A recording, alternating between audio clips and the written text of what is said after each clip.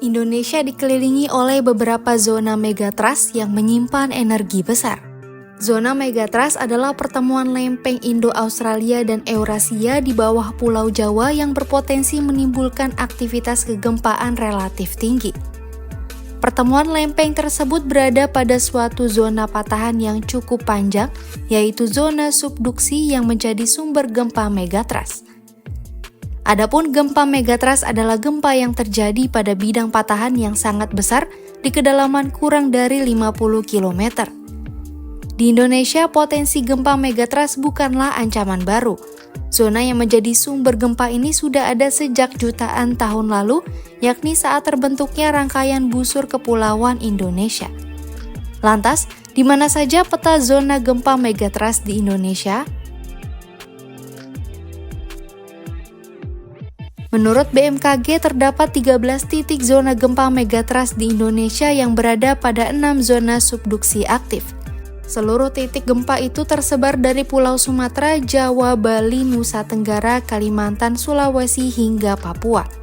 Berikut ini daftar 13 titik peta zona megatrust di Indonesia dan potensi kekuatan gempanya.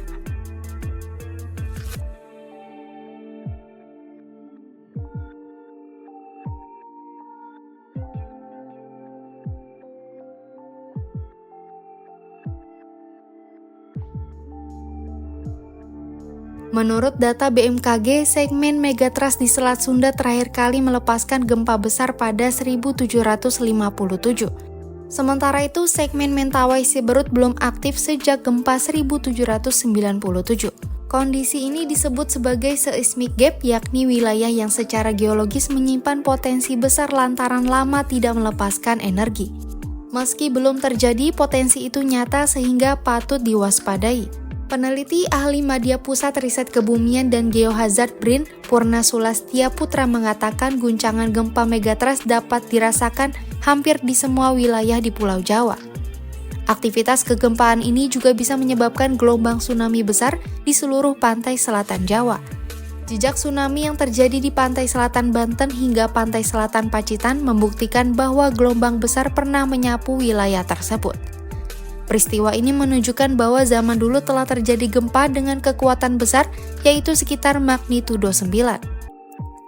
Menurut data BMKG, segmen megatrust di Selat Sunda terakhir kali melepaskan gempa besar pada 1757. Peneliti juga menemukan adanya 3 lapisan endapan paleotsunami di wilayah selatan Jawa yang menunjukkan peristiwa tsunami besar tapi berbeda.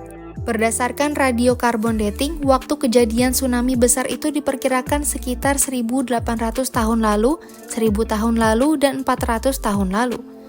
Dengan kata lain, 3 lapisan paleotsunami tersebut menunjukkan bahwa tsunami besar terjadi dengan perulangan sekitar 800-600 tahun sekali.